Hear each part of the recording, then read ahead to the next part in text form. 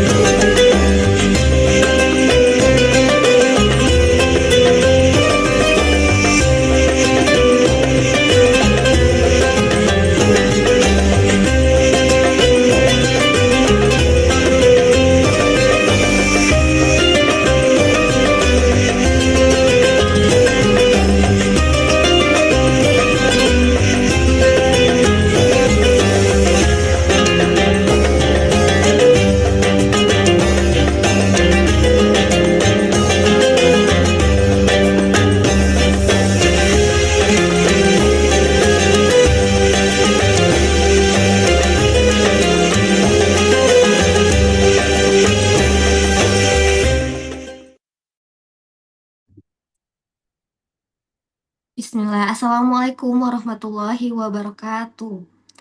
Alhamdulillahirrabbilalamin, wabihi nasta'in wa ala umuri dunia waddin, wassalatu wassalam ala ashrafil anbiya'i wal mursalin, wa ala alihi wa sahbihi ajmain amma ba'du.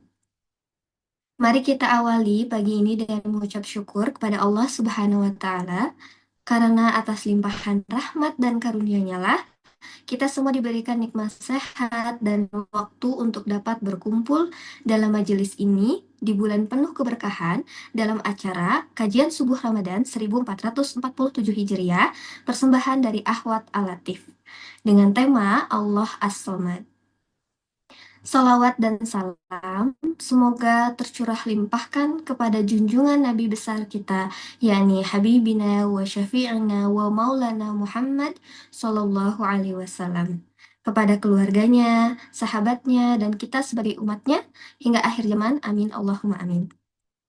Bismillah, teteh-teteh, perkenalkan saya Amel dari Ahwat Al-Latif yang insya Allah akan membersamai dalam kajian subuh kali ini. Ahlan wa sahlan teteh-teteh, terima kasih banyak sudah berkenan meluangkan waktunya untuk mengilmui diri bersama kami, Ahwat Al-Latif. Insya Allah, program ini berlangsung selama 20 hari pertama Ramadan via Zoom setiap hari ba'da subuh. Izin untuk mengingatkan kembali terkait adab bermajelis selama mengikuti kajian subuh Ramadan. Yang pertama, luruskan niat karena Allah Ta'ala. Yang kedua, hadir tepat waktu dan bersiap sebelum kajian dimulai. Yang ketiga, menggunakan nama yang jelas saat bergabung di Zoom. Keempat, menyalakan kamera bagi yang memungkinkan. 5, menjaga adab berpakaian saat kamera aktif, menutup aurat dengan sempurna. Yang keenam, fokus mendengarkan dan mencatat faidah ilmu. Yang ketujuh, bertanya dengan adab pada waktu yang dipersilahkan dengan format nama, domisili, pertanyaan. Yang kedelapan, dilarang menyebarkan link Zoom tanpa izin panitia. Dan yang terakhir, apabila terdapat peserta ikhwan yang bergabung, mohon untuk menginformasikan kepada admin grup atas nama Anissa Latifah, agar majelis tetap terjaga. Selain itu juga, teteh-teteh bisa bersedekah di waktu terbaik dengan scan QRIS Ahwat Al-Latif yang di-share di kolom komentar dan di grup kajian. Dan silahkan untuk bisa menyalakan kamera dan menggunakan virtual background yang sudah dibagikan bagi yang memungkinkan. Nah, selanjutnya kita buka acara ini dengan membaca basmalah bersama-sama. Bismillahirrahmanirrahim. Insya Allah, agar majelis kita kali ini diberikan keberkahan dan kelancaran, teteh-teteh juga bisa buka mushafnya, surat Az-Zumar ayat 36 sampai ayat 40. Enggak, mari kita simak bersama-sama pembacaan ayat suci Al-Quran yang akan dilantunkan oleh Mbak Aisyah. Kepada Mbak Aisyah, kami silahkan. Baik, terima kasih. Mangga, Bismillahirrahmanirrahim. Mangga teteh-teteh bisa dibuka mushafnya di Quran Surat Az-Zumar di juz 2324 halaman 462 di ayat 36 sampai 40. Bismillahirrahmanirrahim. Alaisallahu bikafin abdah wa yukhawifunaka billadhina min dunih wa man yudlilillahu fama lahu min had wa man yahdillahu fama lahu min mudil. Alaisallahu bi'azizin dhintiqam. Walain sa'altahum man khalaqas samawati wal arda layaqulunna Allah. Qul afara'aytum ma tad'una min dunillahi in aradani Allahu bidurrin hal hunna kashifat bidurrin hal hunna kashifatu durrihi aw aradani birahmatin hal hunna mumsikatu rahmatih. Qul hasbiyallah alaihi yatawakkalul mutawakkilun. Qul ya qaumi a'malu ala makanatikum inni 'amil fasawfa ta'lamun man ya'tihi 'adzabun yakhzihi wa yahillu 'alaihi 'adzabun muqim. Sadaqallahul adzim. Semoga ayat yang dibacakan dapat menjadi keberkahan untuk kita semua. Terima kasih, saya kembalikan ke MC. Alhamdulillah. Terima kasih Mbak Aisyah. Alhamdulillah, Maha benar Allah dengan segala firman-Nya. Semoga keberkahan terus mengalir untuk yang membacanya, begitu juga yang mendengarkan. Amin. Allahumma amin. Nah, teteh-teteh, sebaik-baiknya ilmu yaitu dipahami, diamalkan, dan disampaikan kembali. Teteh-teteh juga bisa mencatat resum dan disebarluaskan kebermanfaatannya dengan tag Instagram @ahwatalatif. Bismillah, semoga Allah meridhoi perjalanan ilmu kita. Amin.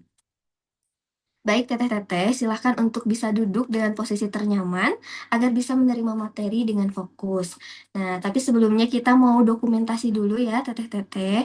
Untuk kajian hari ini, mangga diposisikan duduknya, berikan senyum terbaiknya. Oke, cek dulu teteh media apakah sudah siap?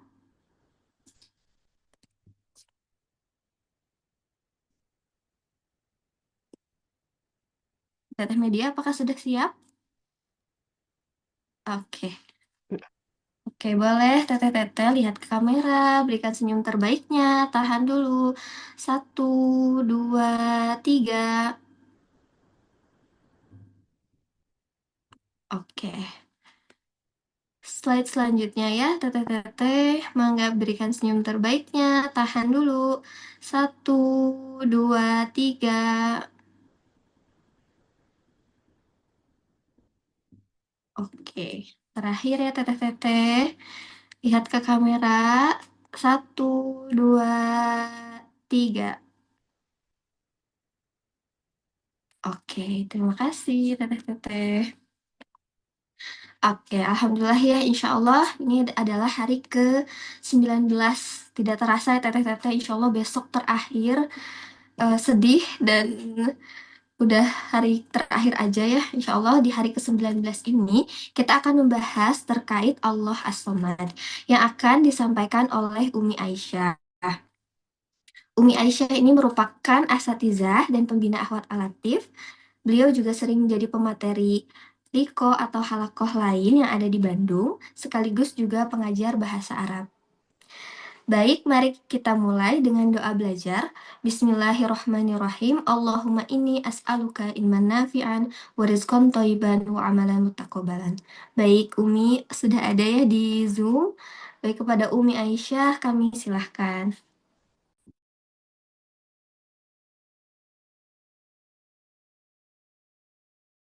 Bismillah, cek. Suara Umi terdengar, Teh Amel? Terdengar Umi. Oh, tayyib. Oke, kita mulai ya. Bismillahirrahmanirrahim. Assalamualaikum warahmatullahi wabarakatuh.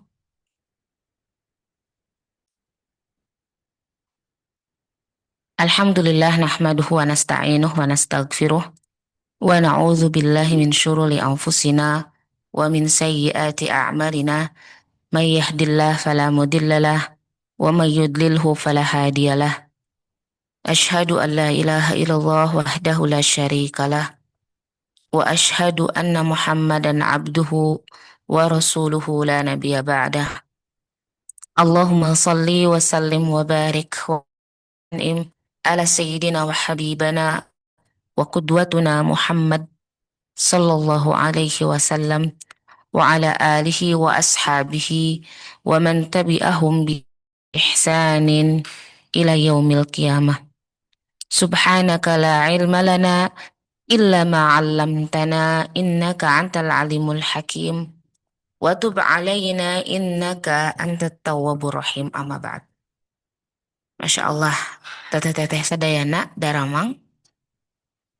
Alhamdulillah Umi. Masya Allah, alhamdulillah. Ini tahu-tahu udah hari ke-19 aja. Ya Allah, memang selalu nggak kerasa banget ya. Masya Allah, alhamdulillah. Kita saling mendoakan, mudah-mudahan Antuna semua yang hadir di ruang Zoom ini, Allah selalu memberikan keistiqomahan, kekuatan, yang pada akhirnya kita mampu melewati Ramadan dengan akhir terbaik. Karena ya tadi kalau kita ngomongin istiqomah tuh suka ada fluktuatifnya ya. Awal-awal masih warming up panas, lama-lama udah mulai lelah ya. Kita mungkin sudah lelah berlari ya, tapi ya tadi kita tidak boleh menyerah ya karena ini belum akhir. Tapi untuk kajian kita ini ya sekali ya Pak, satu hari sebelum akhir. Insya Allah besok kita akan menutup kajian subuh di tahun ini. Ini ini tahun ketiga ya kita ada kajian subuh dan Masya Allah nggak kerasa. Yang tahun ini terasa spesial karena di-manage dengan begitu cantik ya, rapih. Hingga insya Allah kebermanfaatannya banyak yang bisa merasakan, Masya Allah Ahwat. Dulu 2 tahun sebelumnya kita masih internal gitu ya, masih internal. Sekarang biiznillah Allah mudahkan untuk bisa memberikan kebermanfaatan yang lebih luas untuk siapapun akhwat yang ingin mengambil peran dalam mencari ilmu ya. Masalah ilmu ini Umi jadi teringat satu kisah gitu ya, ketika Rasulullah SAW masuk ke Masjid Nabawi dan Rasul melihat di situ banyak sekali para sahabat yang sedang berkumpul ya. Ada halaqoh ya, ada yang mungkin sedang sholat, ada yang pokoknya dengan aktivitas masing-masing ya. Semua ketika dilewati oleh Rasul mendoakan. Ada yang lagi sholat, ada yang lagi berdoa. Oleh Rasul diaminkan, oleh Rasul ikut didoakan. Dan Rasul ketika bertemu dengan sekelompok orang yang ketika itu sedang melakukan majelis ilmu ya, Di situ Rasul mengucapkan sebuah kalimat, innama bu'istu mu'alliman. Sesungguhnya aku diutus ke dunia ini sebagai seorang guru. Dan kita tahu bahwa para nabi dan rasul, mereka tidaklah mewariskan apapun kepada anak keturunannya dan juga kepada umatnya kecuali ilmu. Jadi ketika kita menjadi orang yang bersemangat dalam menuntut ilmu, itu adalah bagian dari kita mengambil warisan dari para nabi dan rasul, khususnya dari Rasulullah Shallallahu Alaihi Wasallam. Jadi walaupun kajian kita ini akan berakhir besok, tapi mudah-mudahan spirit semangat kalian untuk selalu mengilmui diri kalian itu terus menggebu gitu ya, terus bersemangat ya, dimanapun, kapanpun, selama Allah mudahkan, dan tentu tidak mungkin Allah mudahkan kalau kita juga tidak menginginkannya gitu ya. Mudah-mudahan Allah selalu menggiring antuna semua untuk selalu mencintai ilmu. Ya, karena itu adalah warisan yang Rasulullah Shallallahu Alaihi Wasallam tinggalkan kepada siapapun. Ya, mudah-mudahan kita menjadi bagian itu. Karena kalau kita ingin mendapatkan warisan dari Rasul dari sisi yang lain, kita nggak akan pernah bisa mendapatkannya.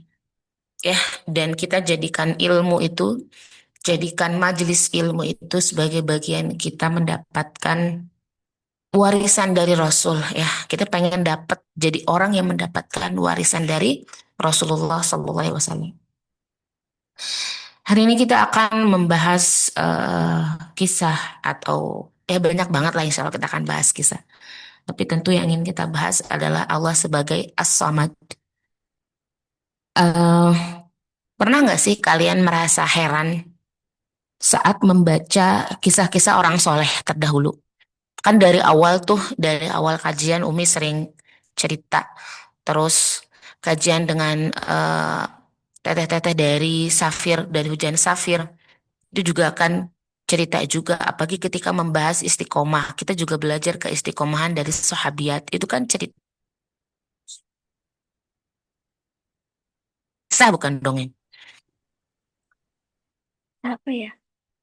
Sering heran ya. Dan Mama mau Umi sendiri juga heran gitu ketika melihat kisah, salah satu kisah saja, hijrah.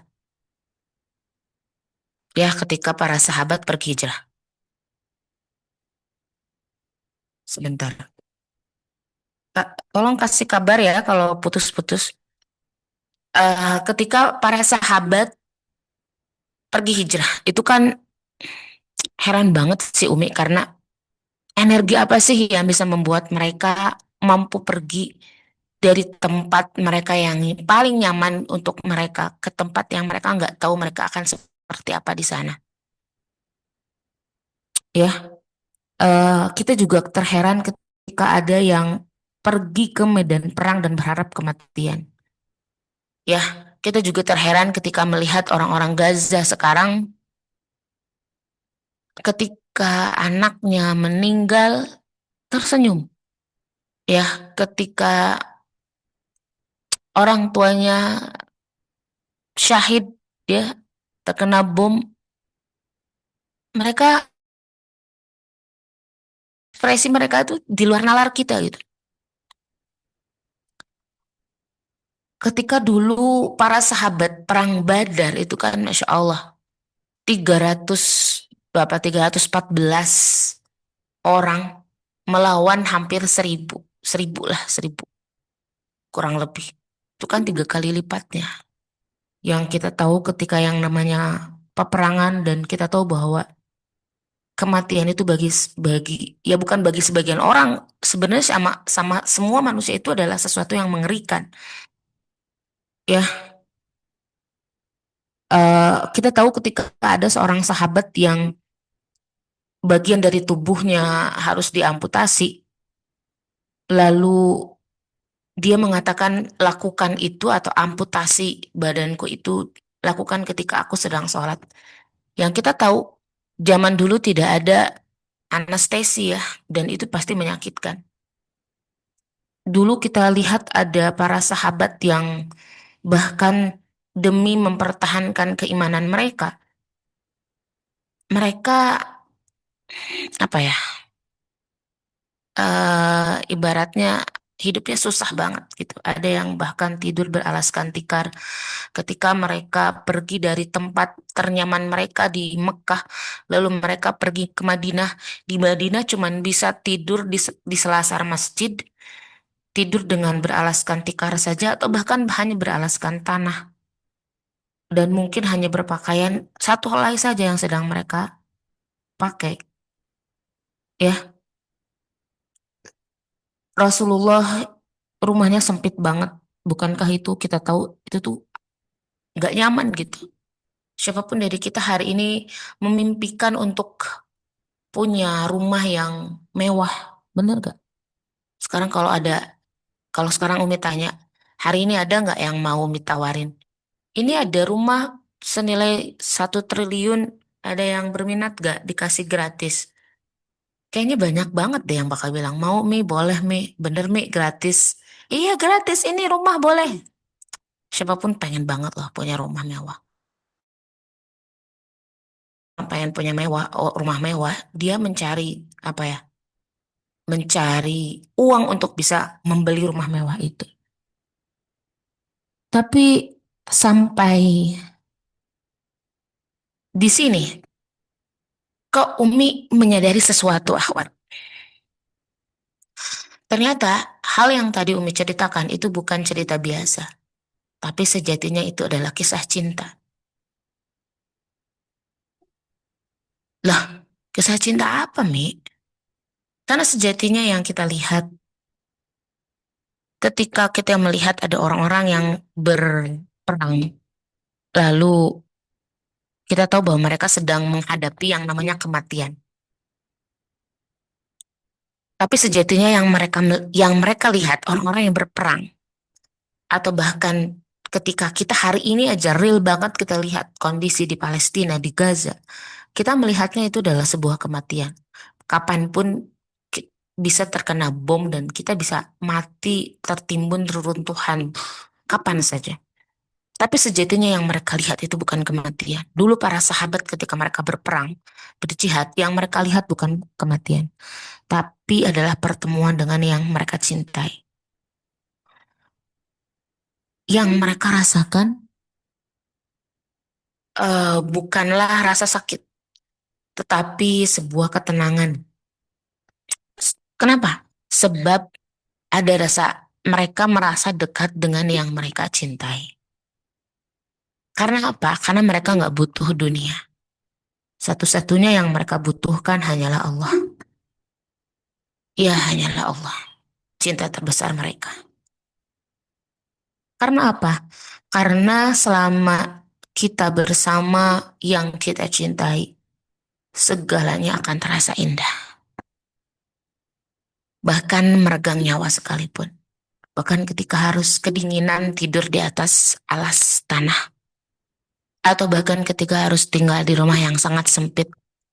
Tapi semua itu akan menjadi terasa indah. Karena apa? Selama kita bersama yang kita cintai. Kenapa hari ini kita sering merasa hampa, kita sering ngerasa kecewa, benar gak, Ahwat? Kayaknya masalah hampa, kecewa, sedih itu hal yang selalu terulang di kajian subuh ini. Ya, Umi kembali ingatkan, itu karena kita meletakkan beban harapan kita pada siapa? Pada pundak manusia yang sama-sama lemah. Suami bisa lelah, orang tua kita bisa tiada, sahabat bisa pergi, teman bisa berkhianat. Dan Allah As-Samad itu zat yang maha solid, zat yang menjadi tumpuan akhir segala keinginan kita, segala kebutuhan kita.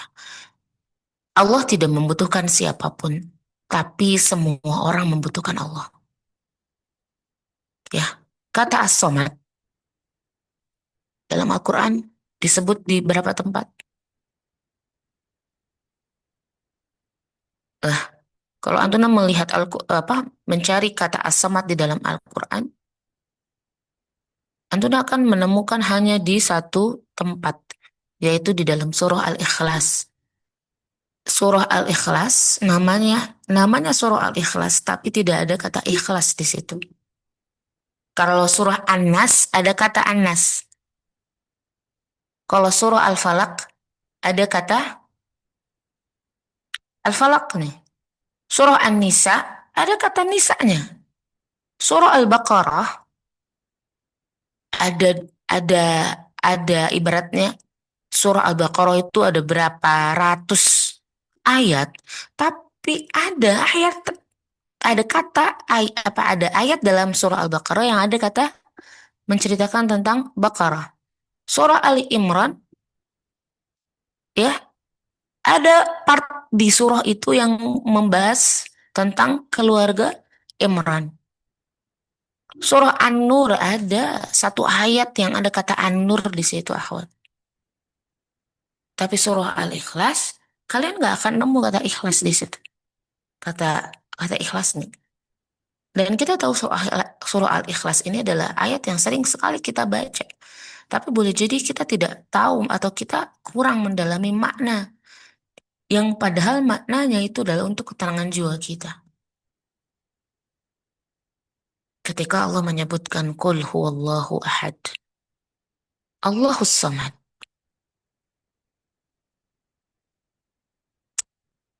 Insya Allah kalau membahas kata as-samad secara bahasa itu berarti seperti batu karang yang kokoh di tengah laut.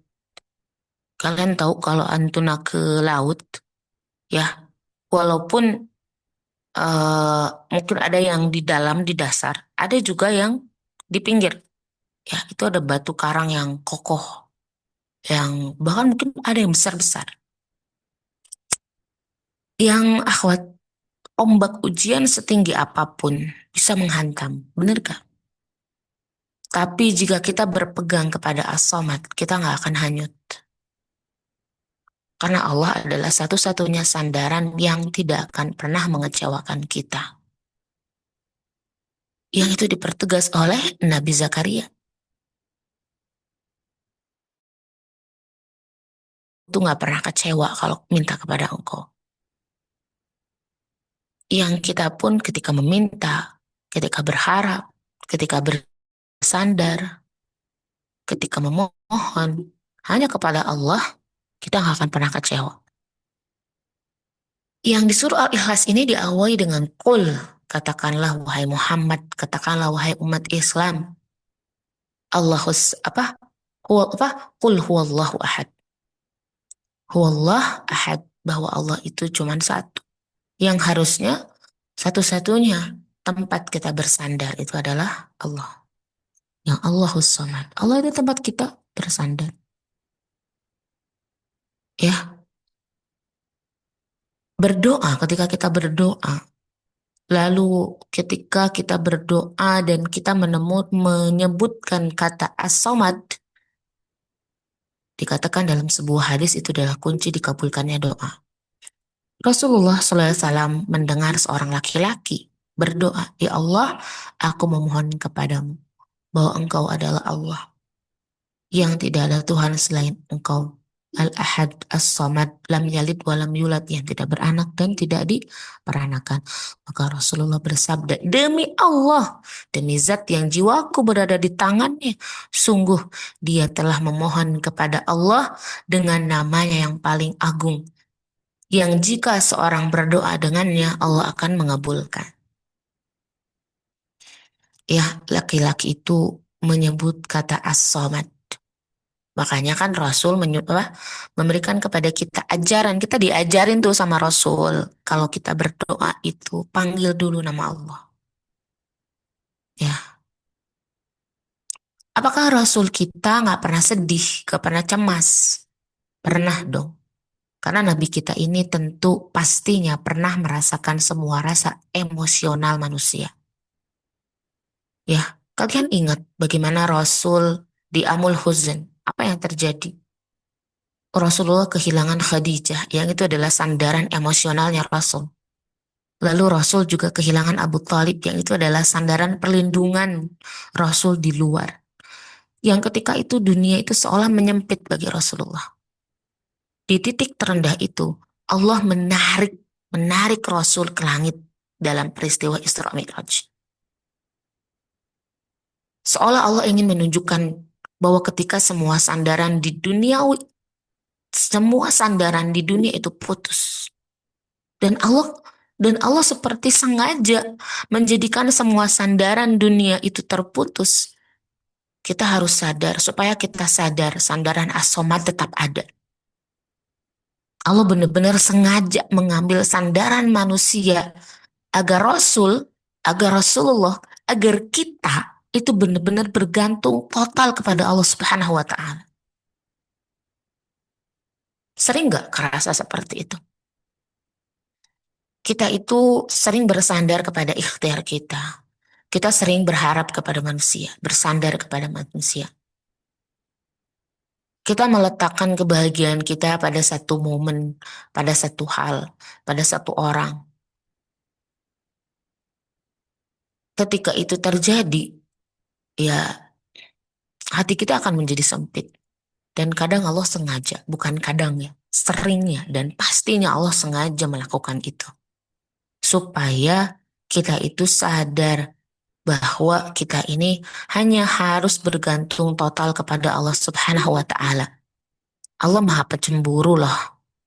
Kalau kita sering melupakan Allah gara-gara sandaran manusia kita, kada sandaran dunia itu, suatu saat nanti itu pasti akan Allah ambil. Karena Allah ingin kita sadar. Allah ingin kita balik lagi bahwa Allah itu sandaran kita. Satu-satunya sandaran kita. Ada di antara antuna yang pernah mendengar nama Ummu Ma'bad? Tahu nggak? Ada yang tahu nggak siapa sih Ummu Ma'bad itu?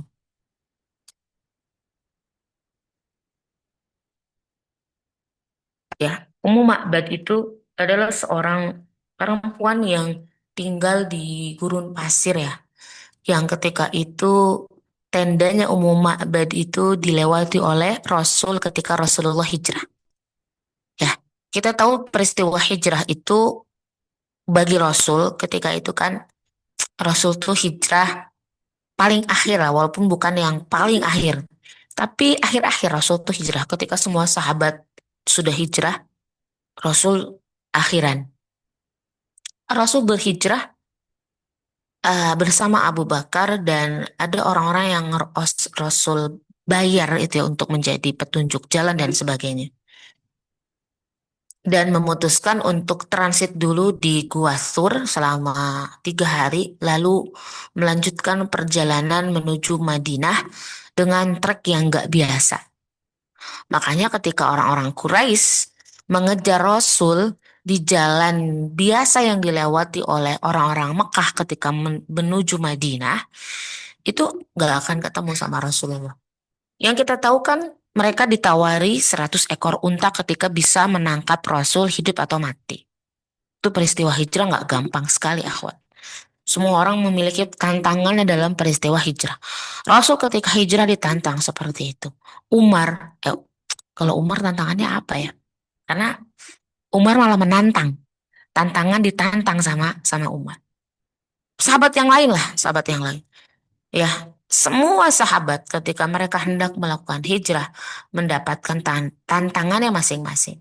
Jadi kalau hari ini kita memutuskan untuk hijrah, berpindah tempat dari satu tempat menuju tempat yang lebih baik dan kita menginginkan gak ada apa ya, gak ada masalah, gak ada problem, gak ada yang berubah. Aduh, itu kayak mimpi gitu loh, akhwat.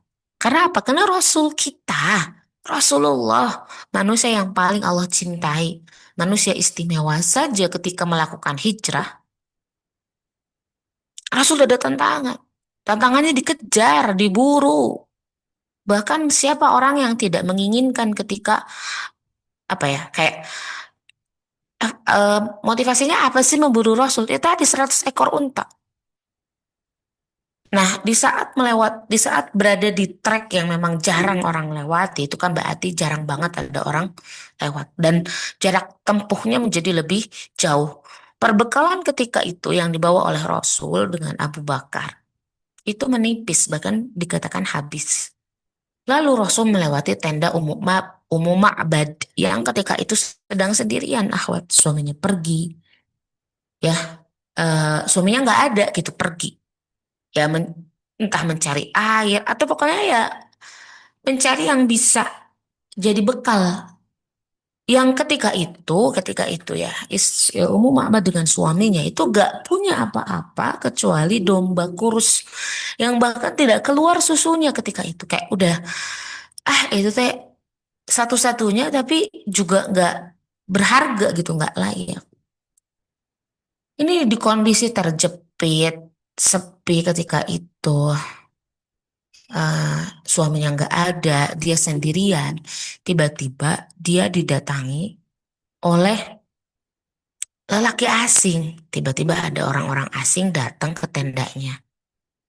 Ya, lalu ya kalian carilah perbincangan antara Ummu Ma'bad dengan Rasul. Itu tuh di situ tuh ada bener-bener apa ya, penyandaran yang masya Allah gitu. Karena kalau kalau kalau melihat ikhtiarnya atau melihat kondisi realnya ketika itu, gak kenal, gak tahu dia siapa, terus kayak ngapain gitu dibantu, bahkan sampai mengorbankan harta terakhir satu-satunya. Tapi Ummu Ma'bad ketika itu menyandarkan harapannya kepada keberkahan sang tamu. Ya, ya sudah, kata kata Ummu Ma'bad, ya ini domba yang saya nggak punya lagi selain itu. Jadi kalau memang kamu butuh, oke, saya sembelih gitu. Saya potong buat kamu makan. Ya, tapi ketika itu Rasul mengatakan, ya ibaratnya jangan dulu deh. Ya, dipegang dulu tuh dombanya, dipegang sama Rasulullah. Kalian tahu nggak apa yang terjadi?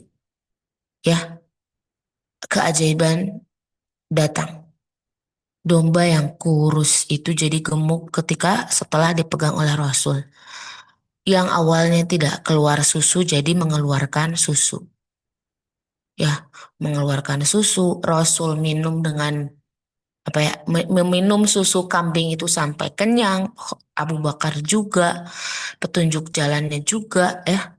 Lalu Rasul mengatakan kepada Ummu Ma'bad, keluarkan semua tempat yang bisa, yang kamu punya, diisi semua oleh Rasul itu dengan domba tadi, ya, dengan susu domba tadi, masya Allah, susu kambing tadi, masya Allah. Jadi dari Ummu Ma'bad kita belajar bahwa di saat kita merasa tidak punya siapapun, bahkan tidak punya apapun di tenda kehidupan kita harus yakin bahwa Allah As-Samad pasti mendatangkan pertolongan dari arah yang tidak disangka-sangka.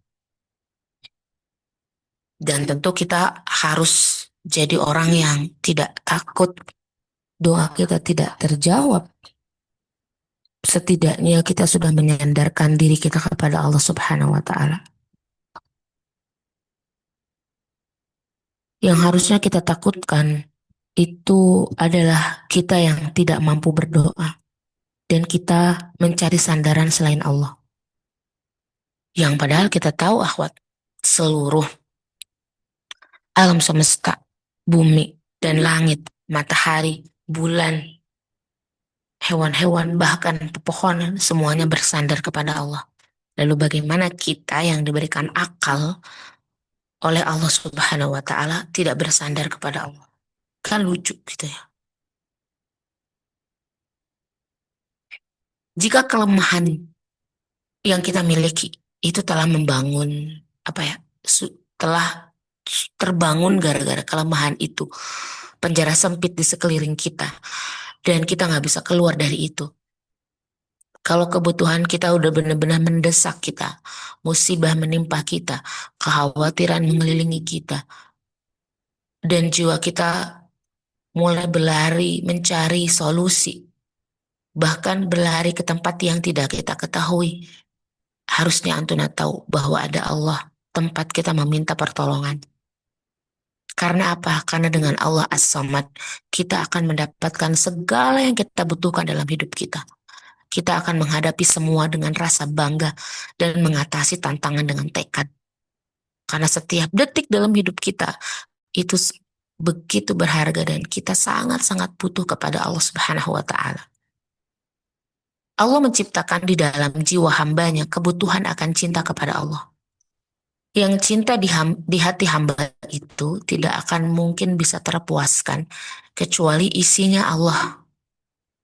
Kita berdiri di hadapan Allah, bahkan bangun dari tidur demi Allah, mengorbankan segalanya karena Allah, bahkan mengorbankan nyawa sekalipun karena Allah Subhanahu wa Ta'ala, sebagaimana yang dilakukan oleh para sahabat. Hatinya penuh oleh Allah Subhanahu wa Ta'ala, melakukan hijrah karena Allah. Bahkan ketika Ali menggantikan Rasul tidur di tempat tidurnya, Ali lakukan itu karena cintanya kepada Allah. Ketika Sumayyah Asy-Syahidah merelakan tubuhnya untuk dipukuli, itu karena Sumayyah tahu dia lakukan itu hanya untuk Allah. Ketika Bilal bin Rabah harus merasakan dihimpit oleh batu besar di tengah padang pasir yang panas sekali, tapi Bilal bin Rabah tahu bahwa ia lakukan itu untuk Allah. Dan dia tahu ada Allah yang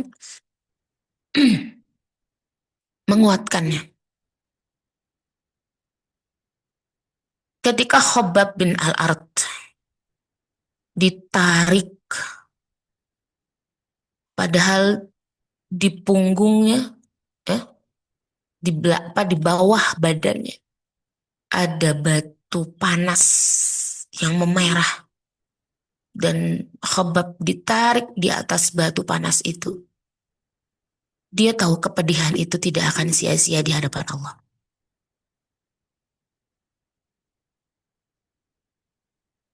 Ketika Abu Bakar mensedekahkan seluruh hartanya, bahkan tanpa tersisa sepeser pun, Abu Bakar tahu anak, istrinya, bahkan dirinya punya Allah yang lebih hebat, punya Allah yang lebih berharga dari semua hartanya itu.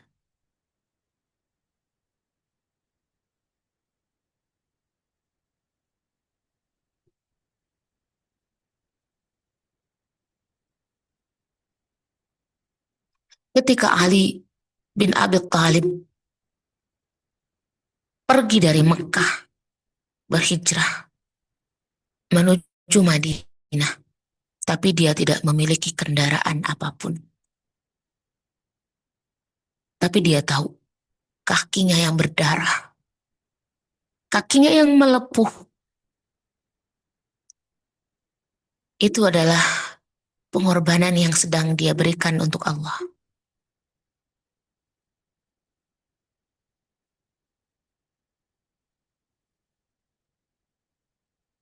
Ketika Ummu Sulaim kehilangan anaknya, Ummu Sulaim tahu kehilangan itu bukan sekedar kehilangan.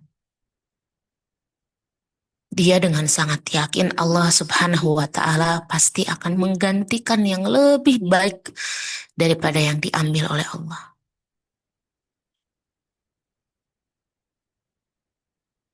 Ya, jadi bersandarnya kita harus selalu kita latih. Bagaimana kita terus berlatih bergantung kepada Allah Subhanahu wa Ta'ala. Ya, khususnya tentu ketika kita merasa kesepian, ketika kita merasa ada beban berat yang menghimpit diri kita. Apa yang bisa kita lakukan? Ya, sedikit tips ya. Coba kita mulai mengurangi curhat kita di media sosial, perbanyak curhat kita di sejadah. Jadikan Allah sebagai orang pertama yang tahu rahasia dan kesedihan kita. Jangan manusia dulu yang tahu.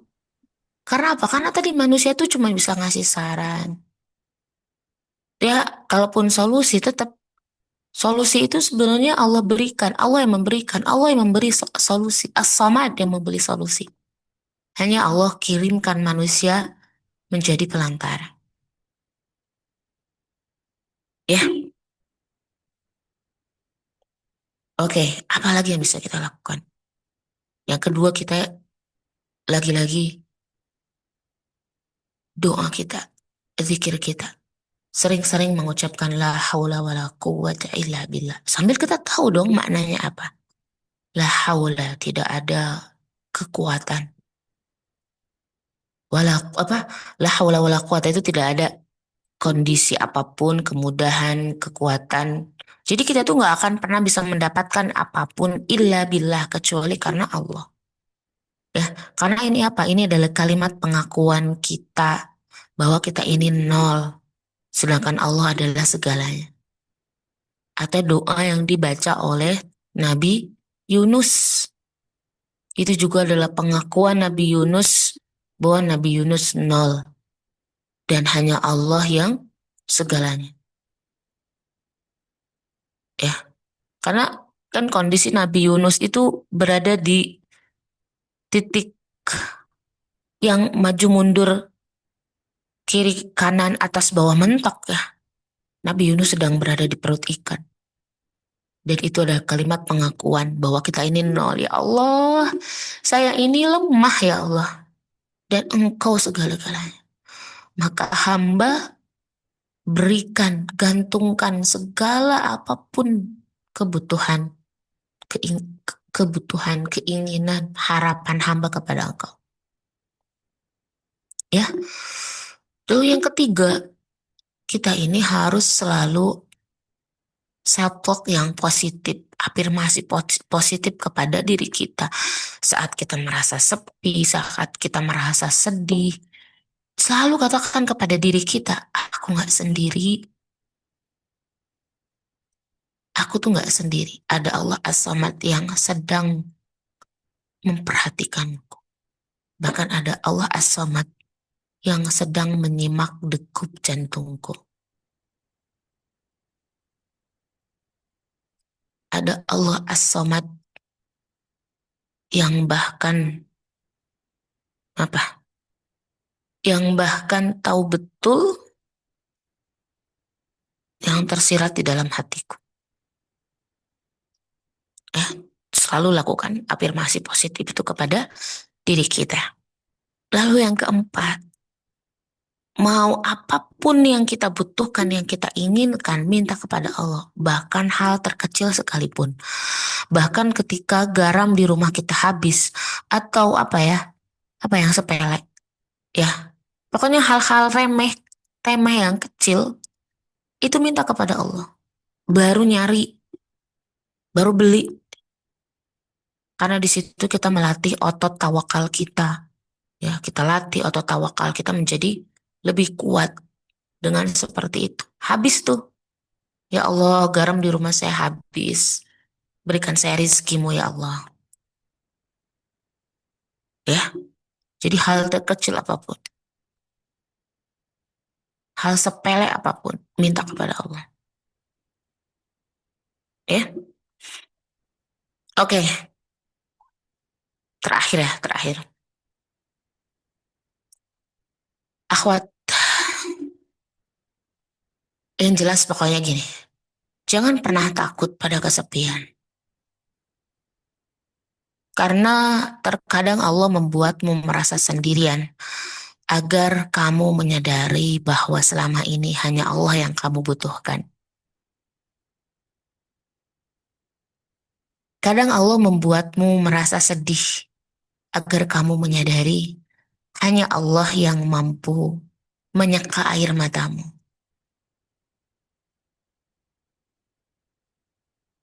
Ya, manusia adalah sandaran yang rapuh. Namun Allah As-Samad adalah sandaran yang abadi. Lepaskan genggamanmu, peganganmu pada dunia dan genggamlah janji Allah erat-erat.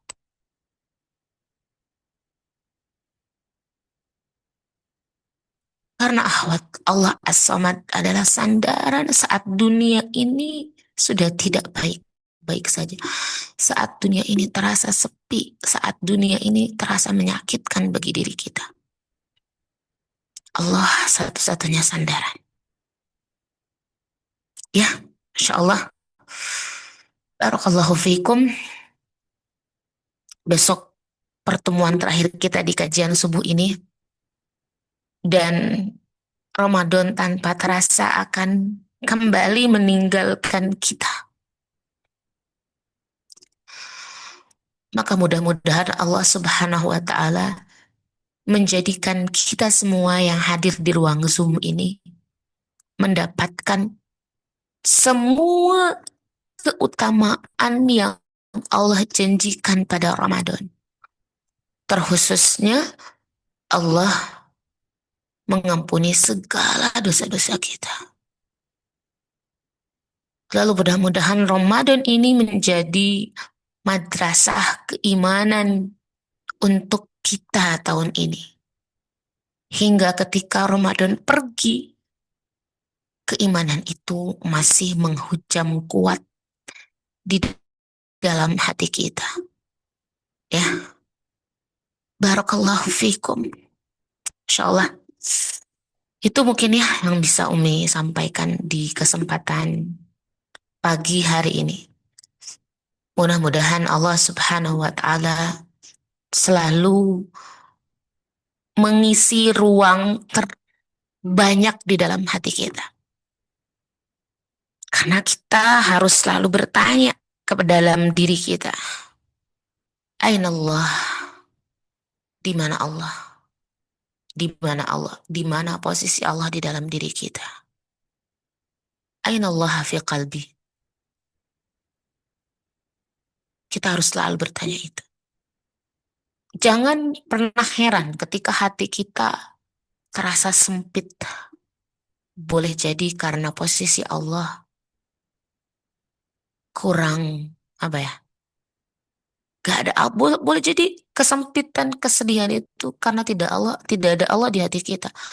Tapi selama ada Allah menduduki posisi terbesar dalam hati kita, mudah-mudahan ketenangan itu selalu kita bisa dapatkan.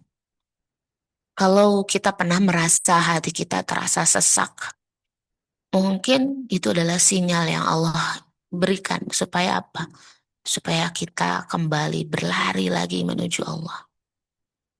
Barakallahu fikum, waktu dan tempat Umi kembalikan kepada Teh Amel. Ya, gitu ya Teh Amel, mangga. Ya, Umi, jazakillah khair Umi atas ilmunya. Teteh-teteh, selanjutnya kita akan masuki sesi tanya jawab. Untuk pertanyaan silahkan bisa di-drop terlebih dahulu pertanyaannya di kolom komentar dengan format nama underscore domisili underscore pertanyaan, atau teteh-teteh bisa menggunakan fitur raise hand. Enggak, teteh-teteh, apakah ada yang ingin bertanya?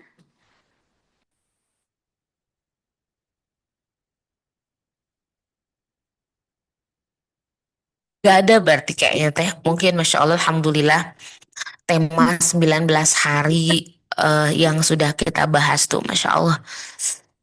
Apa ya? Itu benar-benar obat hati, benar gak sih? Karena memang tema yang kita ambil untuk kajian tahun ini tuh tema hati ya.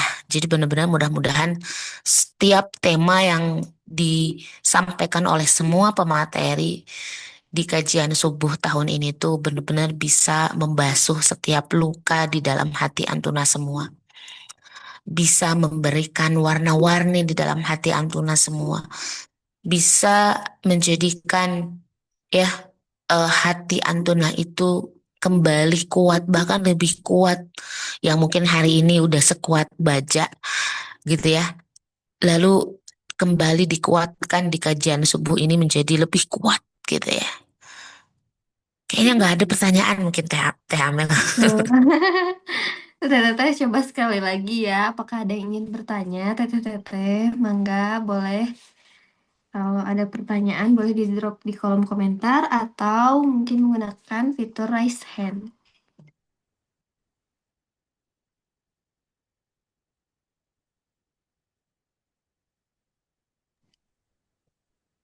Insya Allah. Kayaknya udah pada ini ya, Udah pada Insya Allah semua udah ya. Jadi apa ya? Sebenarnya Umi apa ya?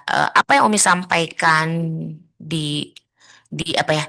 Tema yang Umi sampaikan di pagi hari ini itu sebenarnya udah diulang gitu. Yang ini tuh kayak semacam kembali menegaskan bahwa ya tadi bagaimana kita harus menjadikan Allah Subhanahu wa Ta'ala itu satu-satunya sandaran kita, ya, yang kita bergantung total kepada Allah Subhanahu wa Ta'ala, gitu kan ya.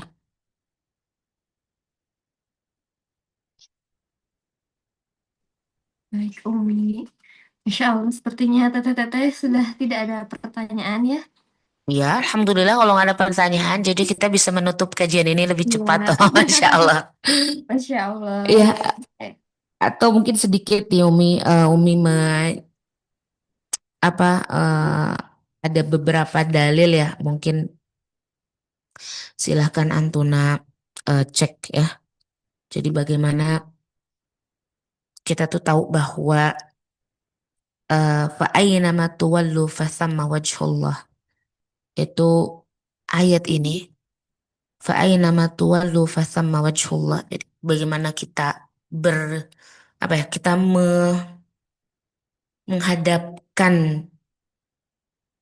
menghadapkan diri kita. Kita tuh dihadapkan dalam kondisi apapun, posisi apapun, fathamma wajhullah.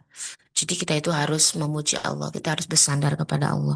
Kita juga ingat bahwa huwallazi yusayyirukum fil barri wal bahr, bahwa segala sesuatu yang terjadi di dunia ini itu karena Allah.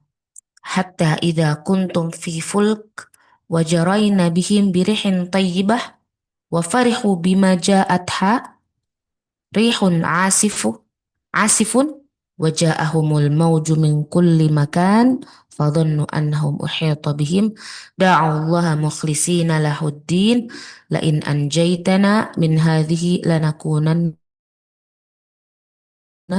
Ini kondisi ketika ada orang yang lagi apa ya, lagi terhimpit ya, lalu mereka memohon kepada Allah Subhanahu wa taala. Ya, harus ingat huwal hayyul la ilaha illa huwa fad'u. Makanya kita itu hanya minta kepada Allah Subhanahu wa taala. Jadi ketika kita sakit, Allah yang akan menyembuhkan. Ketika kita fakir, Allah yang akan ya me, apa memenuhi. Ketika kita lemah, Allah yang akan menguatkan. Ketika kita sendiri, ada Allah yang menemani. Ya, jadi sebenarnya makna as-somad adalah bagaimana kita menjadikan di dalam hati kita itu Allah. Ya, isinya itu Allah. Menjadikan Allah itu yang mengisi seluruh ruang di dalam hati kita. Ya, jadi kan Rasul juga pernah berkata kepada Ibnu Abbas ya, Fa'idha sa'alta fas'alillah. Kalau kamu minta sesuatu, kalau kamu menginginkan sesuatu, ya, maka mintalah kepada Allah. Ya, itu adalah menunjukkan bahwa ya memang Allah itu satu-satunya sandaran. Minta apapun, mintalah kepada Allah. Ya, itu mungkin Teh Amel ya, Insya Allah Allah Subhanahu Wa Taala itu. Sebenarnya kalau kita ngomongin Allah itu as-somad gitu ya, ya temanya mungkin kita hmm, apa ya, bagaimana kita bersandar hanya kepada Allah. Kita memohon hanya kepada Allah. Jadi sandarlah bersandar. Jadi apa-apa tuh Allah Allah Allah lagi. Ya, eh, kalau kalau kita lemah, Allah mah tidak. Kalau kita gak mampu, Allah mah mampu. Kalau bagi kita buntu, bukan bagi Allah. Jadi apa yang kita hadapi boleh jadi terlalu besar, tapi jangan lihat apa yang sedang kita hadapi, tapi lihatlah kepada siapa kita minta bantuan untuk menghadapinya. Itu ya. Kita mungkin hari ini ngerasa, ya Allah ini udah 19 hari, kok Ramadan tuh masih kayak, kalau ada perasaan kok masih gini aja Ramadanku hari ini gitu ya.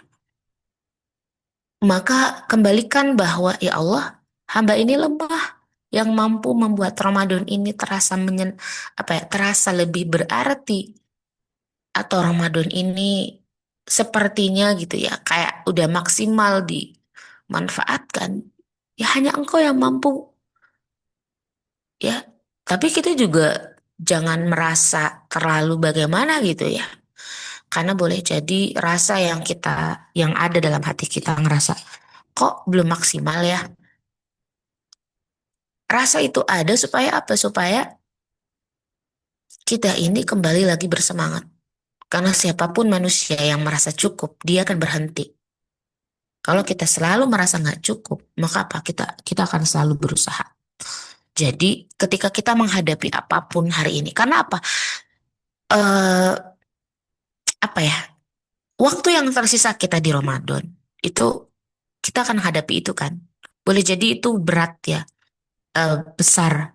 Atau kondisi kita secara umum, kondisi dunia apa ya, perangkah apalah gitu ya hari ini yang sedang kita hadapi. Ibaratnya 2026 yang sekarang lagi kita hadapi. Kita tahu sadar bahwa kita akan menghadapi hal yang besar. Terutama misalnya isu Perang Dunia Ketiga misalnya. Itu kan sesuatu yang besar yang sedang kita hadapi.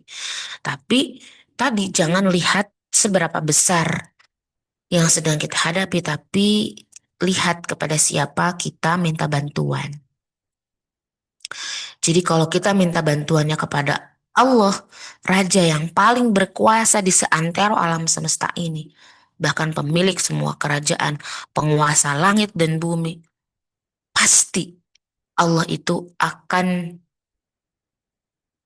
memberikan solusi. Bahkan sesungguhnya Allah itu mendatangkan kesulitan-kesulitan hidup kepada diri kita sebenarnya bukan untuk menguji seberapa kuat kita berpegang kepada diri kita, tapi seberapa kuat kita bersandar kepada Allah. Allah tuh ngasih kita kesulitan untuk menguji seberapa kuat sih kita bersandar kepada Allah.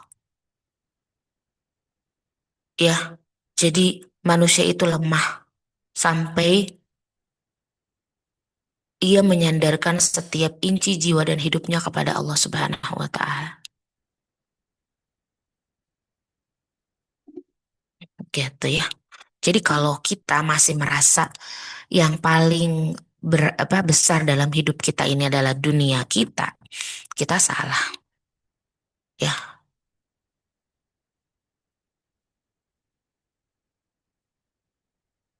kita harus yakin bahwa itu teh Allah.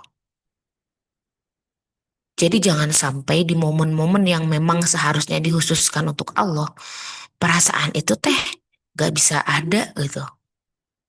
Contoh, ketika kita lagi sholat, jangan sampai lisan kita menyebut memuji Allah, ada doa di situ, gerakan dan anggota tubuh kita seolah bersimpuh kepada Allah, tapi kenapa pikiran kita masih malah memikirkan dunia? Ya, jadi jangan sampai kita gagal mengingat Allah, bahkan di momen paling mudah untuk kita mengingat Allah Subhanahu wa Ta'ala. Gitu ya.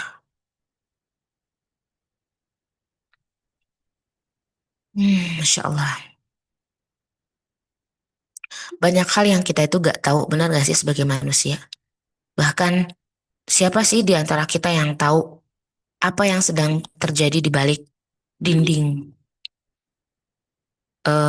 besar di hadapan dia? Gak ada yang tahu.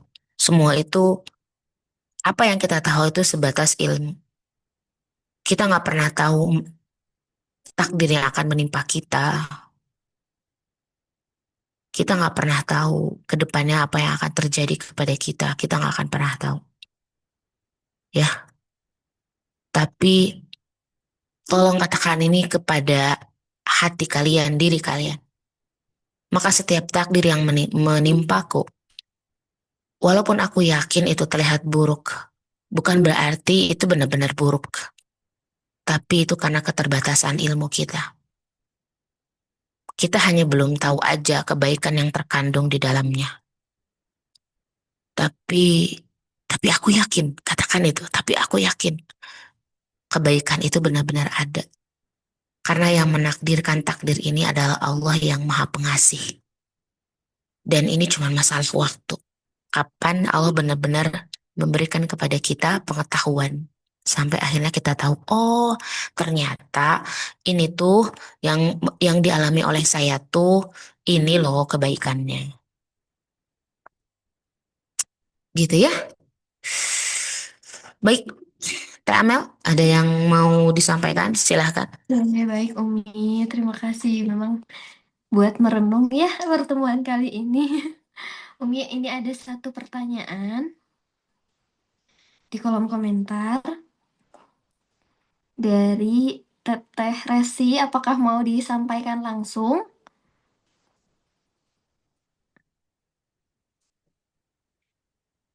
Oke, mungkin dibacain aja ya. Ini ada dari Teh Resi. Oh, ya, Teh Resi dari Sumedang. Assalamualaikum Umi, mau minta saran atau tips terbaik atau apakah perlu formal seperti adab-adab dalam menyampaikan doa? Apakah perlu formal seperti setelah sholat atau boleh kita sampaikan secara santai saja sambil aktivitas, misal dalam keadaan rebahan, ingat mau minta sesuatu, terus apakah harus duduk dulu, menghadap kiblat, lalu berdoa dan seterusnya, atau boleh kita ucapkan dalam hati asal dengan sungguh-sungguh saja. Jazakillahu khairan, Umi. Oke, oke Teh. Em, Perkara doa memang ada adabnya, gitu ya, ada adabnya. Jadi kalau kita ngomongin doa ada adabnya. Salah satunya adalah ya kita sebut kita dalam kondisi suci. Jadi kita menghadap kiblat di waktu mustajab, di tempat mustajab. Ini tuh idealnya ya. Ketika kita berdoa itu seperti itu. Di waktu mustajab, di tempat mustajab, menghadap kiblat dalam kondisi suci gitu ya. Itu idealnya begitu. Setelah itu kita memanggil nama Allah, memanggil asma Allah, memuji Allah, lalu kita bersolawat terhadap Nabi, baru kita sampaikan doanya. Idealnya seperti itu, adabnya seperti itu, ya.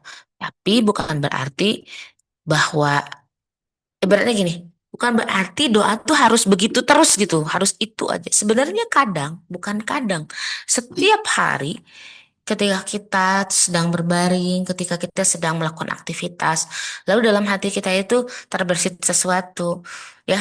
Lalu dari situ ada dialog kita kepada Allah. Itu sebenarnya kita lagi berdoa juga. Kita sedang berdoa juga, misalnya ya. Eh, dan kalau Allah inginkan, ya Allah kabul. Kalau kalau Allah misalnya belum takdirkan, ya nggak akan terkabul. Jadi gini, ibaratnya gini deh. Umi sampaikan gini, kalau ingin doa yang kita apa ya? Kalau kita ingin hal yang ingin kita sampaikan, yang kita sampaikan keinginan itu melalui doa kepada Allah, gitu ya. Lalu ketika doa itu pengen langsung dinotis oleh Allah, pengen benar-benar diperhatikan oleh Allah, kita itu tadi melakukan yang tadi Umi sebutkan, karena itu bagian dari adabnya. Jadi kayak gitu teh kayak gini. Kayak kalau ada anak kecil pengen minta sesuatu ke ibunya. Kira-kira ketika ibunya lagi masak, terus dia lagi di tempat yang agak jauh misalkan dari ibunya, lalu dia bilang, Bunda atau Umi pengen minum. Sesederhana itu misalnya. Mau minum misalnya. Atau dia minta makan. Kira-kira itu langsung digubris gak kalau kayak gitu? Boleh jadi nggak kedengeran sama ibunya. Karena ibunya lagi fokus cuci piring misalnya. Ya, atau apalagi misalnya dia bilang, Umi pengen jajan. Itu kan kayak permintaan yang nggak terlalu penting gitu. Bener gak? Ya, tapi kalau anak itu bilang gini misalnya ke Uminya. Umi, sini cucian piringnya aku yang lanjutin. Umi duduk aja. Oke, ibunya duduk. Si anak itu cuci piring. Terus abis cuci piring, udah selesai. Ibunya yang lagi duduk. Sini Umi, aku pijitin. Dipijitin. Umi mau minum, diambilin minumnya. Pokoknya melakukan berbagai macam cara, lalu baru dia mengatakan, Umi, boleh gak aku minta jajan? Kira-kira dikasih yang mana? Cep, langsung. Langsung tanpa babi ibu dikasih uang jajan. Yang pertama apa yang kedua? Yang kedua dong, ya. Karena apa? Tadi dia udah melakukan banyak hal. Nah, berdoa juga sama, akhwat. Kita ada adabnya. Rasul mengajarkan itu, ada adabnya. Tapi bukan berarti kita gak boleh melakukan doa atau berdoa kecuali dalam kondisi seperti itu. Boleh dong, kapanpun, dimanapun. Doa itu ibarat komunikasi kita dengan Allah. Jadi boleh banget.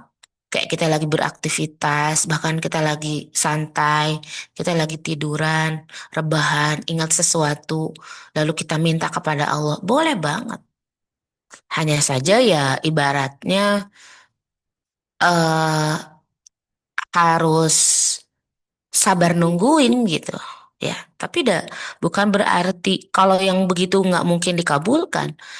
Ya, kalau Allah menginginkan, kalau Allah berkehendak, mau kita dalam tanda kutip minta bahkan kayak mintanya nggak sungguh-sungguh, kalau Allah ingin kabulkan akan Allah kabulkan.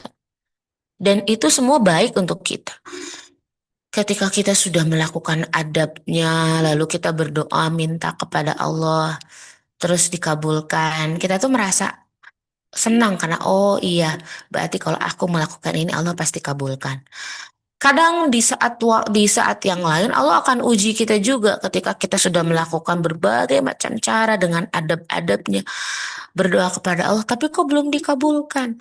Ya di situ Allah sedang menguji keikhlasan kita, sedang menguji kesabaran kita. Sok seberapa sabar dia nunggu dan mau lagi berdoa. Kayak kamu gak cukup deh kalau cuma sekali berdoanya. Aku tuh pengen banget ngedenger kamu berdoa itu berkali-kali sampai menghibah. Pokoknya sampai benar-benar ada di titik putus asa baru Allah kabulkan. Kadang Allah menginginkan seperti itu. Gitu ya, wallahu a'lam bishawab.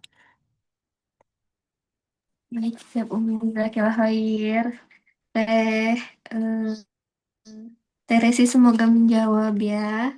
Selanjutnya Umi ada pertanyaan lagi dari Putri dari Kalsel Assalamualaikum warahmatullahi wabarakatuh. Izin bertanya Umi, maaf belum bisa on game katanya. Apa nasihat dan saran buat seseorang yang makin kesini ibadahnya jadi gak konsisten lagi dan jadi kurang semangat lagi? Baik, Masya Allah. Barakallah fik Teh Putri ya, mudah-mudahan Allah Subhanahu wa taala selalu memberikan keberkahan kepada Teteh. eh Nasihat dan saran untuk siapapun yang hari ini semakin kesini semakin nggak konsisten, semakin nggak semangat. Itu perlu ditanyakan kembali motivasinya, ya. Jadi bukan kadang orang tuh nggak ibadah jadi nggak konsisten sama nggak semangat. Itu karena dia nggak punya ruh dan dia apa? Dia apa ya namanya? Kehilangan motivasi tadi. Jadi apa yang harus dilakukan? Dia harus cari tahu dulu. Misalnya dia nggak konsistennya di apa? Di sholat misalnya. Jadi gak semangat lagi sholat tepat waktunya. Jadi nggak semangat lagi memperbaiki kehusuannya. Nggak konsisten lah misalnya. Dia harus mencari cara supaya bisa konsisten itu dengan apa? Salah satunya dengan, sholat itu keutamaannya apa sih? Kenapa aku harus sholat? Dicari ke semua caranya. Ya, infonya dicari tuh. Kenapa dia harus sholat? Nah, selain itu dia juga harus bertanya, apa penyebabnya jadi nggak konsisten sama nggak semangat ini? Ya, boleh jadi karena ini salah satunya ya. Boleh jadi mungkin seseorang itu bermudah-mudah dengan dosa. Kayak nggak apa-apa lah ini bukan dosa.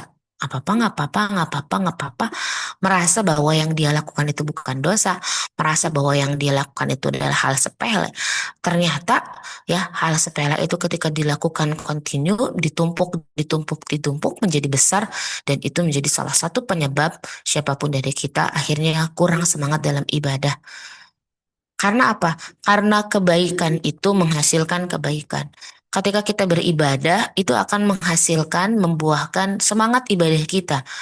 Ya, ketika kita melakukan kemaksiatan, itu yang akan membuat ya rasa ibadah itu menjadi hambar. Ya, wallahu a'lam bishawab. Baik, jazakillah khair Umi.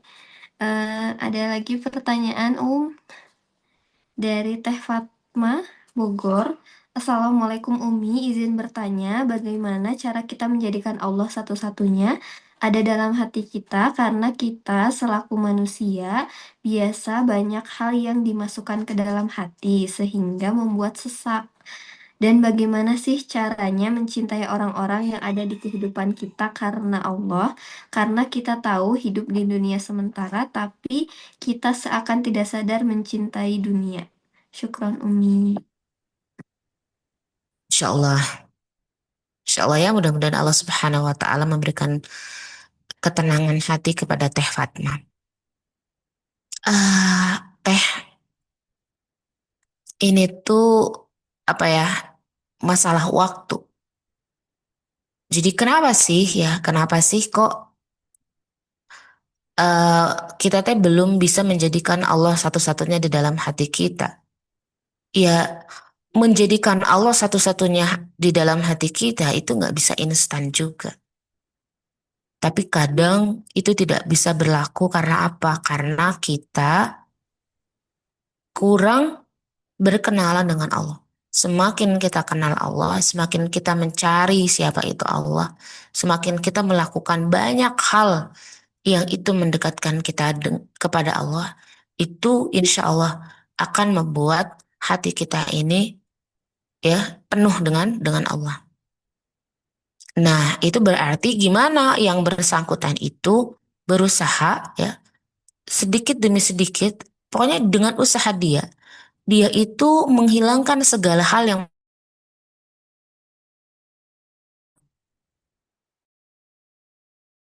Nah, itu kan nggak bisa juga kalau dia nggak belajar.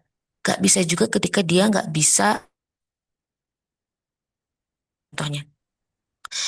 Contohnya ketika kita itu tidak mampu membedakan antara, apa ya, gini deh, contoh.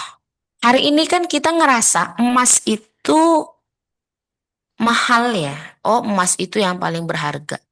So, emas itu berharga. Tapi ternyata ketika orang menambang emas, ya kan menambang emas itu kan nggak langsung murni emas ya teteh-teteh ya, setahu Umi kayak gitu.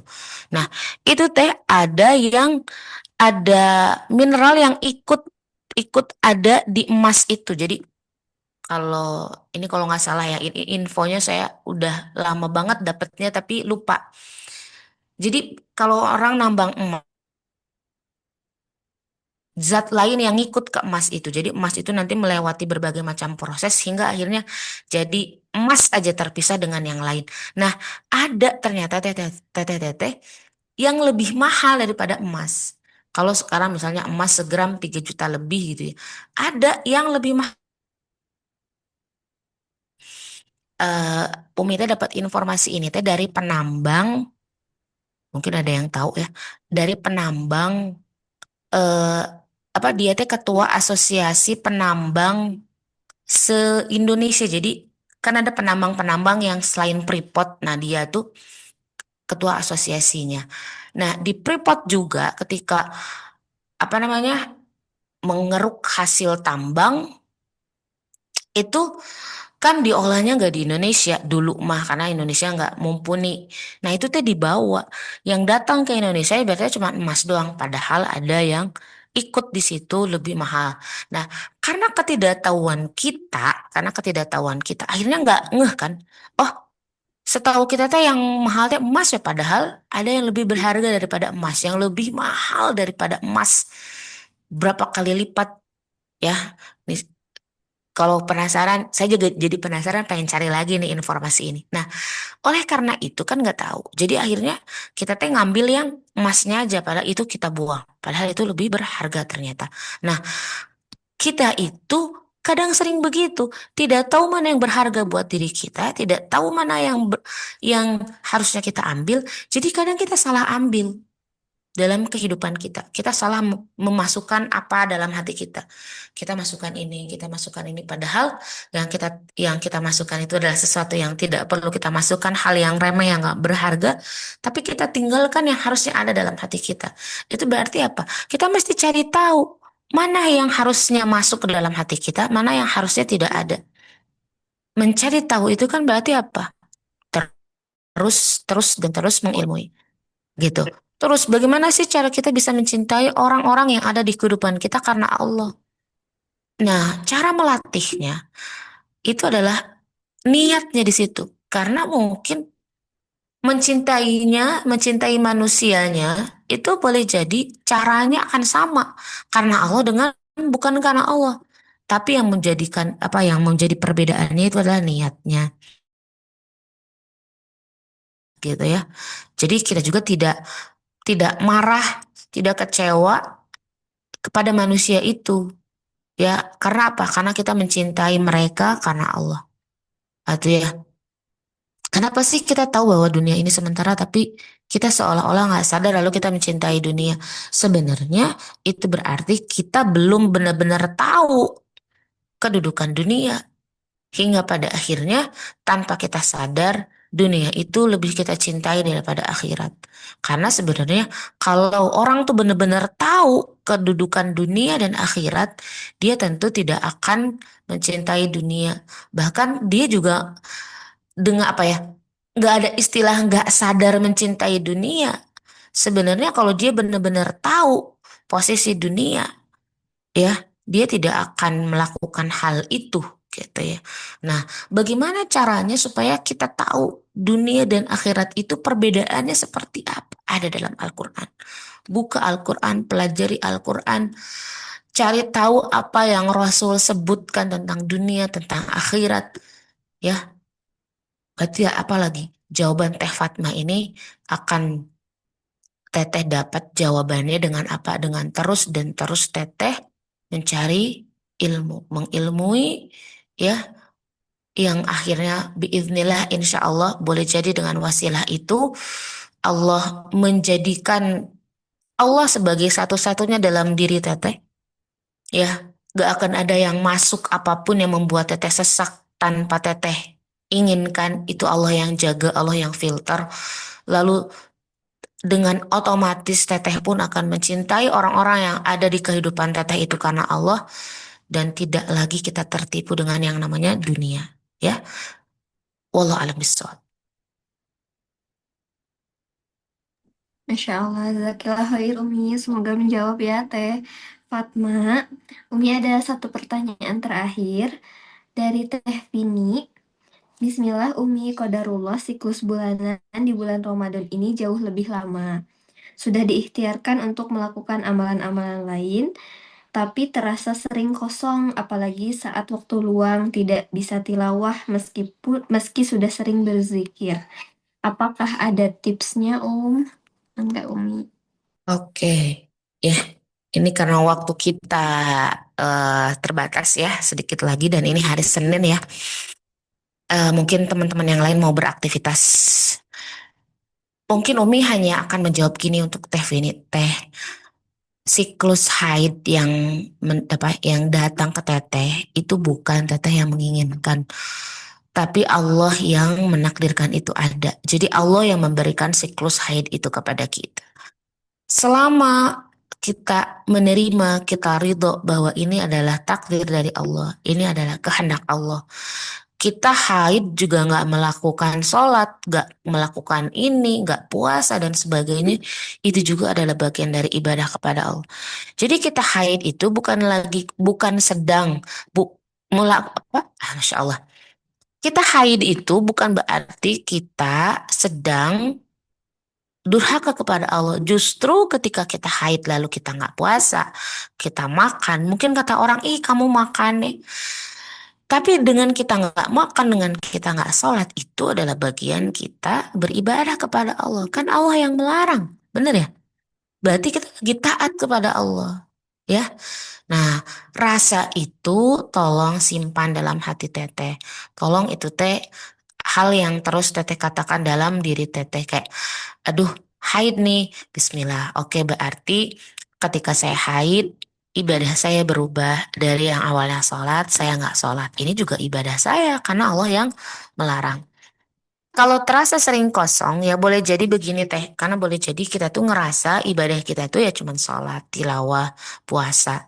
Kita nggak ngerasa bahwa itu tuh adalah bagian dari ibadah. Mudah-mudahan dari mindset yang kita rubah itu membuat rasa kosong itu menjadi hilang. Ya, menjadi penuh dengan optimisme bahwa kita pun sedang melakukan ibadah kepada Allah sambil terus kita mengikhtiarkan amalan-amalan yang lain yang masih kita bisa lakukan sebagai wanita yang sedang haid gitu ya.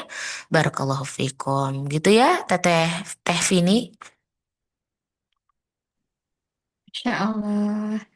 Zakillah khair Umi. Nah mungkin sebelum kita nanti tutup dan ke kesimpulan, mungkin dari Teh Nisa ada yang mau disampaikan? Bismillah, Assalamualaikum Umi. Suaranya Waalaikumsalam warahmatullahi wabarakatuh. Umi Afwan ya tadi sebenarnya mau nyampein sesuatu aja sih karena tadi kan pas dibuka sesi aja belum ada yang nanya ya. Mm-mm. Besok kan kita mau masuk hari terakhir kajian subuh. Aduh kenapa ya aku mau bilang makasih banyak aja ke Umi sama kata-kata juga yang udah hadir. eh Aduh kenapa aku jadi gini?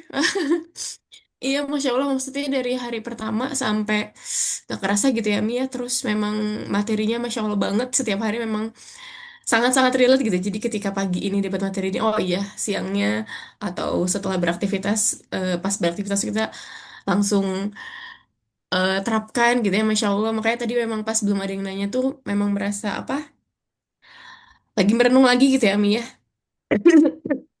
Terus emang ya Nisa mau bilang makasih banyak ke Umi, Jazakillah khair Umi. Pokoknya Masya Allah maksudnya dari minggu kemarin bahkan Umi sempat sakit gitu ya. Tapi sama sekali nggak kelihatan gitu ya Masya Allah nyampein materinya. Terus di hari-hari awal pertama juga em, sempat kurang tidur dan lain. Nisa mau bilang makasih banyak ke Umi. Makasih banyak juga buat teteh-teteh yang udah hadir. Em, Ya makasih banyak. Semoga ini bermanfaat gitu ya. Makasih juga buat teteh-teteh panitia.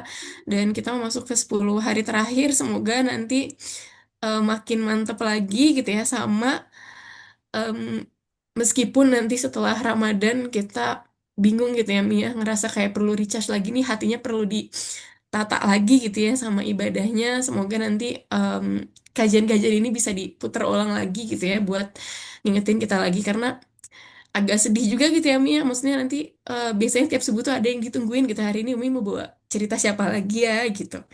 Jadi Masya Allah mau bilang itu aja Umi jazakillah khair. Terima kasih juga buat teteh panitia. Makasih juga buat Umawida. Terus Ibu Nwitri Tedila yang udah bikin kurikulumnya gitu ya. Bismillah semoga Allah mudahkan dan insya Allah kita buat lagi eh, kajian-kajian yang lebih baik lagi untuk memfasilitasi ahwat-ahwat ya Umi. Jazakallah khair. Makasih banyak Umi. Masya Allah, Masya Allah. Umi juga mau mengucapkan terima kasih buat Teh Nisa yang sudah memfasilitasi dan membuat kajian subuh ini menjadi lebih apa ya, lebih beda rasanya dan itu tuh menambah apa ya, menambah semangat, Masya Allah ya. Termanage ya, semua rapi gitu. Ini Masya Allah banget gitu ya. Yang awalnya 2 tahun sebelumnya tuh kalau kajian tuh ya kayak ala kadarnya gitu ya. Ini Masya Allah ya. Dan banyak banget kebermanfaatan. Mudah-mudahan dari setiap materi yang disampaikan oleh narasumber yang menyampaikan materinya dari hari pertama hingga hari ini, keberkahan-keberkahan itu juga sampai ke teknisa, sampai juga ke teteh-teteh panitia, dan keberkahan itu juga bisa ya, maksudnya dirasakan oleh semua orang-orang yang hadir di ruang Zoom ini gitu ya. Masya Allah, ya sebenarnya rasanya kayak nggak pengen berpisah ya, tapi setiap pertemuan ada perpisahan. Besok insya Allah hari terakhir yang insya Allah tema hari besok ya, kita akan mempersiapkan 10 hari terakhir kita. Mudah-mudahan itu membantu mengingatkan apa yang harus kita lakukan ya. Boleh jadi mungkin kita teh sering banget ya, eh sering banget nemu lah tema-tema begini, atau kita udah tahu tiap tahun kita begitu, tapi mudah-mudahan ini tuh mengulang lagi ya. Mudah-mudahan itu tuh memberikan kepada kita rasa yang berbeda, dan kita merasa lebih bersemangat lagi ya dalam dalam mengakhiri Ramadan ini dengan akhir terbaik gitu ya. Karena lagi-lagi kita nggak pernah tahu akhir hidup kita, kita nggak pernah tahu hari esok ya. Masya Allah ya, dan kayaknya tuh Teh Nisa banyak banget kok yang mengucapkan terima kasih. Termasuk nih, ada yang ya, bahkan mengatakan bagaimana Ramadan mereka kali ini berbeda dari sebelum-sebelumnya. Ya mudah-mudahan keberkahan itu bisa kita rasakan, atau keberkahan itu benar-benar ya Allah berikan kepada kita semua gitu ya. Yang hadir di ruang Zoom, yang istiqomah mendapatkan keberkahan dari ilmunya, teteh-teteh panitia mendapatkan keberkahan juga dari lelahnya gitu ya, dari dari sibuknya gitu ya. Masya Allah ya, ini sebenarnya nggak pengen berpisah ya Teh Nisa ya, tapi qadarullah satu hari lagi kayak yang mungkin Umi sendiri juga akan ada yang hilang gitu, akan ada yang hilang. Tapi mudah-mudahan Allah Subhanahu wa Ta'ala terus menjaga antuna semua ya dalam keistiqomahan setahun ke depan, hingga kalau Allah menakdirkan Ramadan tahun depan masih bisa kita temui, kita masih bisa berjumpa lagi di kajian subuh yang akan datang ya. Kita masih bisa ketemu lagi di taman-taman surga ya, di majelis ilmu yang mudah-mudahan itu menjadi obat dari setiap hati yang sedang rindu kepada Allah Subhanahu wa Ta'ala. Amin ya rabbal alamin. Gitu, Masya Allah. Saya juga mengalir ke Umi ya Umi, pokoknya jangan bosan-bosan untuk membersamai kami juga gitu ya. Insya Allah nanti kita akan buat lagi kajian-kajian selanjutnya ya Umi ya. Gitu. Ya, Insya Allah, Insya Allah. lanjut aja. Makasih banyak Umi, Iya, Tete. sama-sama Teh, sama-sama Teh. Insya Allah, Alhamdulillah ya. Haru pagi ini karena emang udah mau terakhiran kita kajian ya, kajian subuh ini. Insya Allah, Alhamdulillah kita juga sudah mendapatkan ilmu baru yang insya Allah bermanfaat sekali ya teteh-teteh. Dan izin untuk saya sampaikan kembali sedikit kesimpulan dalam kajian kita kali ini. Allah As-Samad seperti batu karang yang kokoh di lautan. Ombak tinggi setinggi apapun, kita tidak akan pernah hanyut karena berpegang pada Allah. Seringkali Allah mencabut segala sandaran kita agar hanya kita kepada Allah lah kita bergantung. Nah, hal ini tuh ada dalam kisah-kisah sahabiah ya, dari Ummu Ma'bud, ada dari Bilal, dari Abu Bakar, dari Ummu Sulaim, yang membuktikan bahwa justru keberpasrahannya dan percayanya pada Allah lah yang menolong mereka pada akhirnya. Dan ada tips untuk agar kita bergantung hanya kepada Allah, yaitu dengan mengurangi curhat di sosmed, sering-sering berdoa dan berzikir. Terus harus afirmasi positif kepada diri sendiri, dan apapun yang kita butuhkan dan inginkan, mintalah pada Allah. Nah, kadang Allah membuatmu sedih supaya kamu menyadari hanya Allah yang dapat menyeka air matamu. Nah, mungkin alhamdulillah kajian subuh kali ini telah selesai kita laksanakan. Jazakumullah khairan kasiron kepada pemateri kita kali ini, yaitu Umi Aisyah. Terima kasih juga kepada Mbak Aisyah yang sudah membacakan tilawah, dan terima kasih kepada teteh-teteh yang telah hadir di kajian subuh Ramadan kali ini. Terima kasih kepada kolaborator yang sudah support narasumber dan materi yang luar biasa. Terima kasih kepada Bengkel Diri dan Hujan Safir. Terima kasih juga kepada media partner yaitu Bersama Bermakna, Tulisan Ensa, dan Happy Bandung. Mari kita tutup dengan hamdalah, alhamdulillahirabbil alamin, istighfar 3 kali, astagfirullahalazim, astagfirullahalazim, astagfirullahalazim, dan doa kafaratul majelis. Subhanakallahumma wa bihamdika asyhadu an la ilaha illa anta astaghfiruka wa atubu ilaik. Semangat terus mengilmui diri, teteh-teteh. Insyaallah kita akan bertemu lagi besok di hari terakhir. Semoga kita semua istiqomah dalam perjalanan menuntut ilmu ini. Amin. Allahumma amin. Saya atas nama tim panitia yang bertugas, mohon maaf atas segala kendala yang terjadi selama kajian berlangsung. Sampai ketemu lagi dan selamat melanjutkan aktivitas. Wabillahi taufiq wal hidayah. Wassalamualaikum warahmatullahi wabarakatuh. Waalaikumsalam Waalaikumsalam warahmatullahi warahmatullahi wabarakatuh. wabarakatuh. Jazakillah khair teteh. Jazakillah khair teteh Umi.